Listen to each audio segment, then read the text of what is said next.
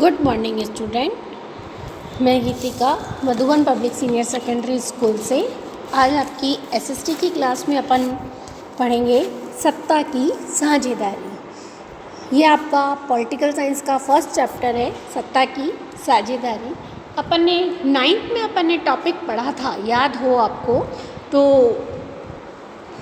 लोकतंत्र क्या है, वह इनकी व्यवस्थाएं कैसी होनी चाहिए, है ना, पढ़ा था ना अपन ने। तो ये इसी के बारे में ही है।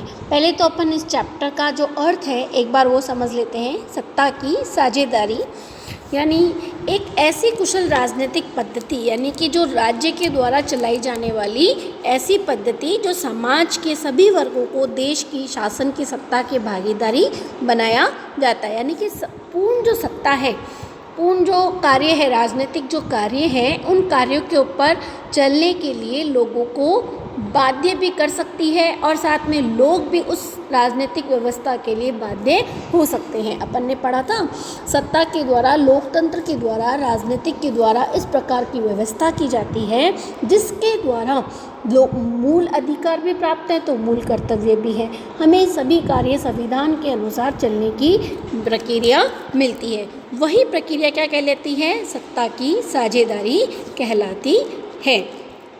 ठीक है, तो ये जो कार्य हैं, सत्ता का बंटवारा जरूरी है क्योंकि इसमें विभिन्न सामाजिक समूहों के बीच टकराव का आदेश कम हो जाता है। बिल्कुल, अगर हम एक दूसरे को देखो, अगर राजनीतिक व्यवस्थाएं नहीं होंगी तो आसपास के, यानी कि जैसे कि अपन छोटा सा उदाहरण समझाती हूँ, जो सत्ता की साझेदारी के अनुसार जो आसपास के जो क्षेत्र हैं, धरातल के जो भाग हैं, उनमें क्या होगा? लड़ाई झगड़ा बढ़ जाएगा। और अगर ये सत्ता की साझेदारी रही, यानी कि लोकतंत्र की व्यवस्था सब अपने अपने अनुसार चलती रही, तो बिल्कुल इस प्रकार का बंटवारा नहीं होगा या लड़ाई झगड़े नहीं होंगे।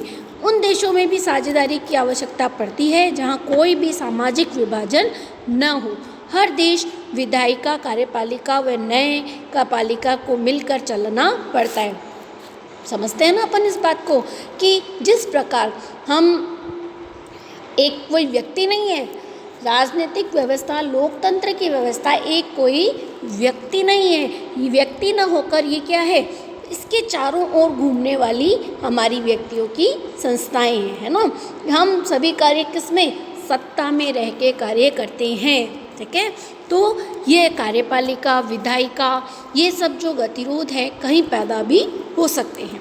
केवल यही नहीं, केंद्रीय, प्रांतीय, स्थानीय सरकारों को भी सत्ता की साझेदारी के नियम पर चलना पड़ता है।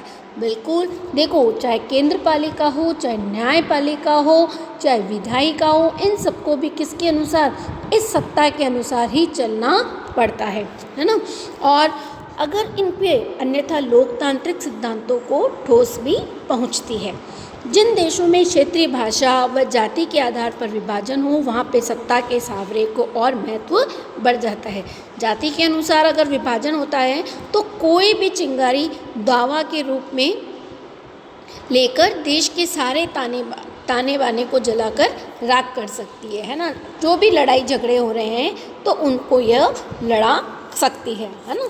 तो जिस प्रकार अपन सामाजिक टकराव बढ़कर हिंसा हो जाती है, राजनीतिक अस्थिरता का रूप ले लेते हैं, इसलिए सत्ता का हिस्सा देना राजनीतिक अवस्था का स्वामित्व होता है। ठीक है, लोकतंत्र का मतलब ही होता है कि लोग इस शासन व्यवस्था के अंतर्गत उनके बीच में सत्ता को बांट जाए और इसलिए वेद सरकार वही है जिसमें अपनी भागीदारी के माध्यम से सभी समूह शासन व्यवस्था से जुड़ते हैं। बिल्कुल, अगर सत्ता की साझेदारी का मतलब यही है कि लोग किससे जुड़ेंगे?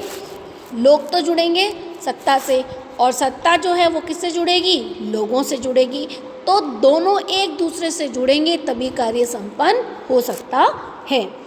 लोकतंत्र एक बुनियादी सिद्धांत है, जनता ही सारी, क्योंकि इसको हमारे सत्ता को या हमारे राज्य को किसको क्या कहा जाता है? लोकतंत्र व्यवस्था कहा जाता है। क्यों? क्योंकि इसको किसने चुना है? जनता ने, है ना। जनता ने ही अपने शासन को चुना है, अपने शासक के व्यवस्था को चुना है। तो यह व्यवस्था कैसी कहलाती है? लोकतांत्रिक व्यवस्था कहलाती है।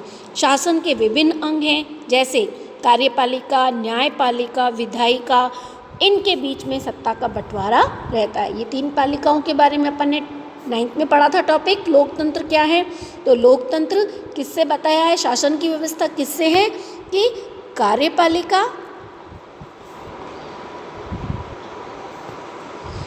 किससे बताइए? कार्यपालिका, विधायिका और तीसरी व्यवस्था न्यायपालिका, है ना। ये सब जो है वो क्या है? लोक शासन के विभिन्न अंग हैं। इनके बीच में ही सत्ता बटी हुई है। सरकार के बीच में विभिन्न स्तरों में सत्ता का बंटवारा है, केंद्र सरकार और राज्य सरकार। नहीं है, 2 भागों में बटा हुआ है हमारा, केंद्र सरकार और राज्य सरकार। सत्ता का बंटवारा विभिन्न सामाजिक समूहों के बीच में हुआ है। अब अपन पढ़ते हैं बेल्जियम और श्रीलंका के बीच में। बेल्जियम यूरोप का एक छोटा सा भाग है, ठीक है। तो इन समूहों में ये जिसकी आबादी हरियाणा से भी आते हैं, परंतु इसके समाज की जो जाति है बनावट बड़ी ही कठिन है। यहाँ पे 59%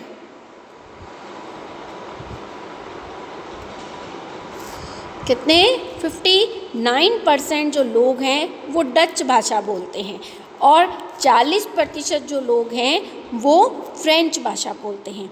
बाकी 1% जो लोग हैं वो यहाँ पर जर्मन बोलते हैं।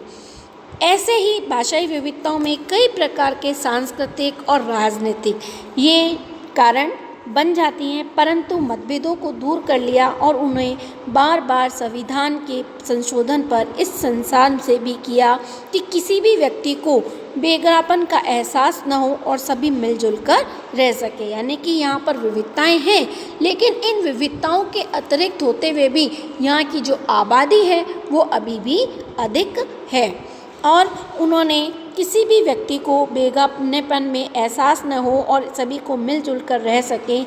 सारा विश्व बेल्जियम की इस समझदारी की दाद भी देता है। मिसाल देता है कि वहाँ पर इतने प्रतिशत लोग डच भाषा बोलते हैं और इतने प्रतिशत लोग जो है वो फ्रेंच भाषा बोलते हैं और 1% लोग जो है वो जर्मन भाषा बोलते हैं। इतनी सब विविधताओं पे सांस्कृतिक बातें जो हैं वो भी अलग अलग हैं, फिर भी वहाँ पे भाषाई विविधता कई बार सांस्कृतिक और राजनीतिक झगड़े का कारण बन जाती है। परंतु वहाँ पर बेल्जियम के लोगों ने एक नवीन प्रकार की शासन पद्धति अपनाकर सांस्कृतिक और क्षेत्रीय अंतरों में होने वाली आपसी मतभेदों को दूर भी कर लिया है। और सही में यह सारा विश्व बेल्जियम और की साझेदारी की दाद भी देता है। नेक्स्ट अपन पढ़ते हैं श्रीलंका का बहुसंख्यवाद। श्रीलंका एक द्विपक्षीय राष्ट्र है, दक्षिण तट के कुछ किलोमीटर की दूरी पर स्थित है। ये सन 1948 में स्वतंत्र राष्ट्र बना था और यह एक बहुसंख्यक परिस्थिति के तहत कई कदम भी उठाए गए थे। इसके द्वारा यहाँ पर इसकी जो आबादी है वो 2 करोड़ के लगभग है, जो हरियाणा के बराबर है। यहाँ बेल्जियम की भांति यहाँ भी कई जातियों के व समूहों के लोग रहते हैं। 74% भाग पे सहेलियों का व जबकि 18% भाग पर तमिल, बाकी भाग अन्य छोटे छोटे जातियों और समूहों व ईसाइयों व मुसलमानों का बताया जाता है। यानी कि अलग अलग धर्म के लोग यहाँ पे निवास करते हैं। इन सब राजनीतिक पार्टियों में उनकी भाषा और संस्कृति को लेकर असंवेदनशील भी रहता है। देश युद्ध छोटे छोटे जातियों व समूहों व ईसाइयों में, मुसलमानों में, युद्ध पूर्व भागों में तमिल लोग भी अधिक हैं। ये हमारा श्रीलंका का भाग है।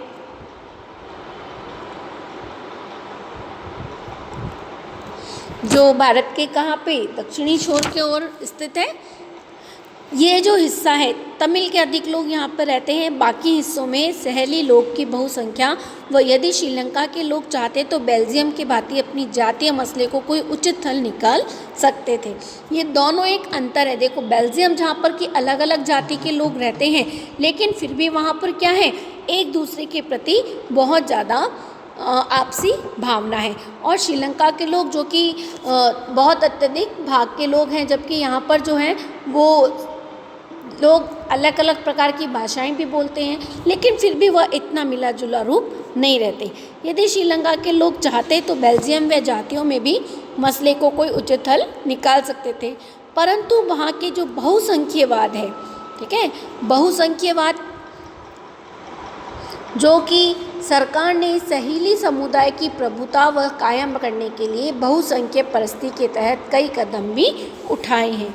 यह दूसरों को थोपने का प्रयत्न किया और जिससे वहाँ गृह युद्ध हो गया और आज तक थमने का नाम नहीं ले रहा है। बिल्कुल आज तक भी वहाँ पर लड़ाइयाँ अभी भी चालू हैं। श्रीलंका और तमिलों में अपनी राजनीतिक पार्टियां बनाई और तमिल के राजभाषा बनाने में, क्षेत्रीय स्वतंत्रता में हासिल करने और शिक्षा के रोजगार को समान अवसरों को मांग को लेकर वहाँ पर उनकी मांगों को लेकर लगातार नकारा गया। और 1980 के दशक में उत्तरी पूर्वी श्रीलंका और स्वतंत्र तमिल में बनाने की मांग कर रहे हैं और राजनीतिक संगठन भी बने हुए हैं और वहाँ पर अभी भी सही में गृह युद्ध छिड़ा हुआ है। नेक्स्ट अपन नेक्स्ट क्लास में पढ़ेंगे।